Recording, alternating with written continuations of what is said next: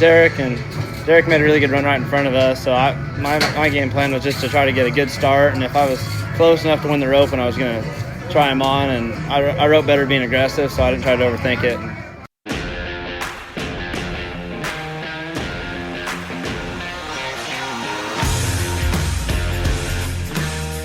This is Chelsea Schaefer, and this is Season 4 of The Score.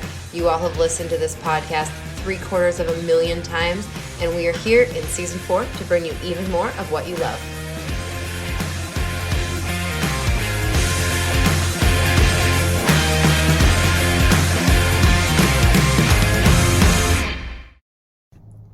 Hey everyone, and welcome to this week's episode of The Short Score. I'm Caitlin Gustov, and I'll be your host. Today, on this episode, we're going to be talking to the winners of the Mike Cervi Junior Memorial Pro Classic and the winners of the first ever America's Team Roping Challenge Tour. And also, we got some team roping updates, some stuff we got to go over. So, to start off, let's go over those updates. You guys, don't miss the NTR finals at Rancho Rio, March 1st through the 6th. There's so much going on, some big money to be won in Wickenburg, Arizona. There's a truck to be won on the 6th. That's Ram Saturday. And Legends Monday, we have Championship Tuesday, Finale Wednesday, Finale Thursday. You guys, so much fun stuff going on. And they're featuring another big news thing, the horse sale at Rancho Rio. That is Friday, March 5th. You better be there. There's some great horses. I know Trevor Brazil's got one in there. A few other guys, big name guys in there. So don't miss that. Also, the 8.5 Ram truck roping. That is on Saturday, the 6th, Ram Saturday. And 20,000 added in the VIP championships. Also, you guys, it felt like it just happened about a month or so ago. But the Cinch USTRC National Finals, and this 32nd annual, are happening April 26th through May 2nd in Fort Worth, Texas, the new home of the USTRC National Finals, Will Rogers Memorial Center. You guys, obviously, April 26th through May 2nd, tons of ropings. The USTRC Open with $10,000 cash added, Yeti Junior Open, the Cinch Ladies High Money Award, and RS Jackpots, and so much more. So start getting your teams together and start paying attention to when you can start entering that roping. The USTRC National Finals. So, without further ado, you guys, I said I was going to talk about some champions of ropings that happened at Rancho Rio last week, and we have a special interview with Cody Snow and Jade Corkill. They won the Mike Cervi Junior Memorial Pro Classic Open roping. They were 30-53 on 5 head, and that paid $34,492 for the team.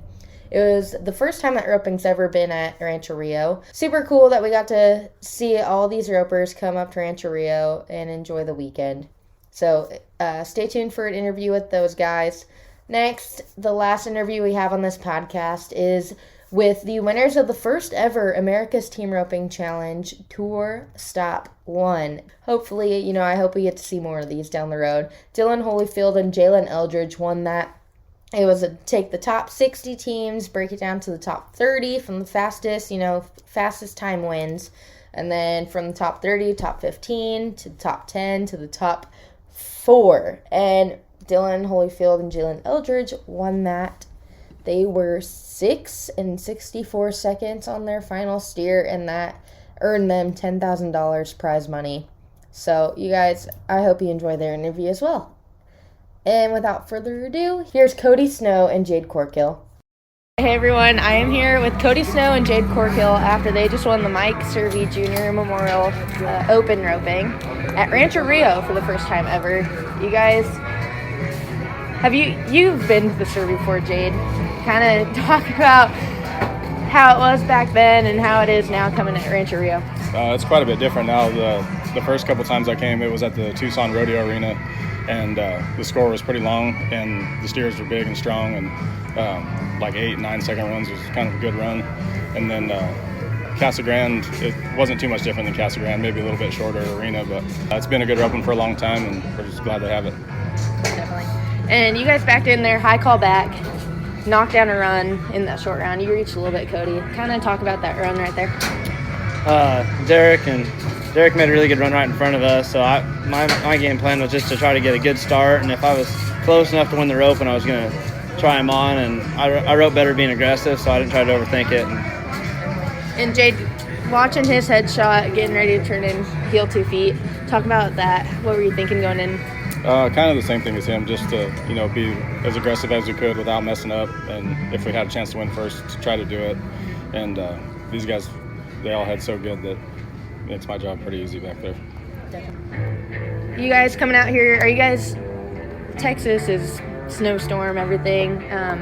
What were you guys planning on coming out here for this at all, or kind of what was the plan for roping? No, we were both in the first set at San Antonio the other day, and we'd been planning on coming out here for a while. Just the weather didn't help the trip, but even with the rodeo out here canceled and stuff, there was enough good jackpots this week and enough bear time back there that we were all kind of planning on coming out here. Over to you, Cody. Yeah, I was planning on coming out. Same deal. We're all planning on just going back to the house after San Antonio, but when the storm got bad, we all just headed out and tucked out. half of us made it out and half of us didn't, so we all of us ended up roping each other, and it worked out pretty good. Definitely. And you guys, what were you heading on today, Cody? My old horse Bert. I mean, I've rode him since I was 12 years old, so I mean, I know him pretty good. He's Old Faithful. Yeah. How old is Bert now? 18. Gotcha. And what were you heeling on, Jade? I rode Huey, the sorrel horse I've been riding the last couple of years, and he's 12, I guess, but he gets it quite a bit. Definitely. And you guys, what's this money going to do for you guys right now? What is this about? The money going to do for you? Oh, it does a lot. The only way to get ahead out here is win lump sums. So whenever you can win 15,000 or more, it seems like it doesn't hurt for sure. Because fees are high, and you got to win a lot. How about you, Cody?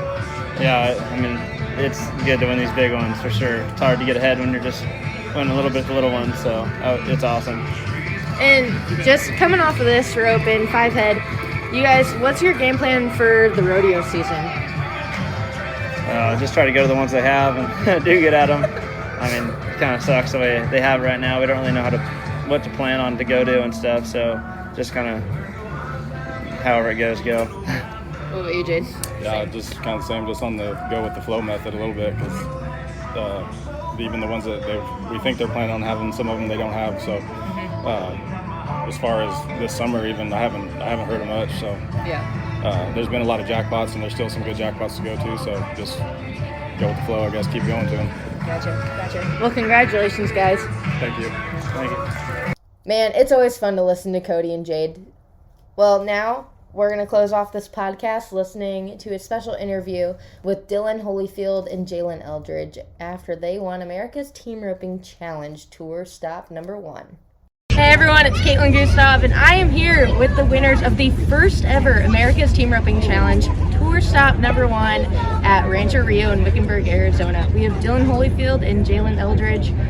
Holy cow, you guys, $10,000, top 4 teams back. How does it feel right now? It feels awesome. Great roping. Yeah, it feels great. This is probably the biggest check I've ever won. Couldn't have been at a better time. And you guys, what made you want to enter this event? This first time ever. No one really knew how this event was going to run.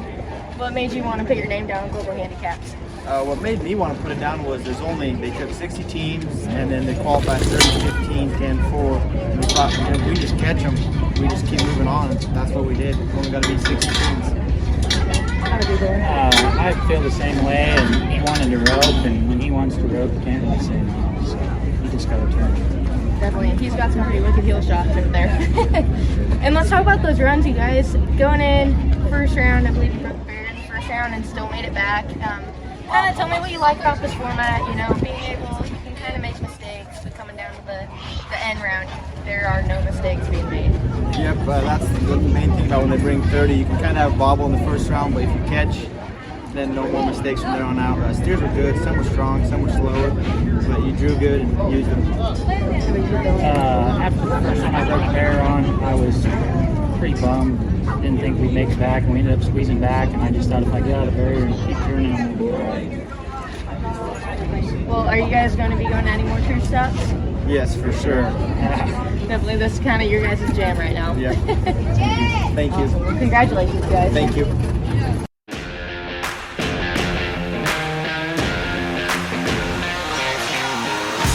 Hey, thanks everyone for listening to this episode of The Short Score. I hope you guys are enjoying these, and make sure you leave us a review and a rating on Apple Podcasts or anywhere you listen to podcasts at, and let us know how we're doing, and we so appreciate you all.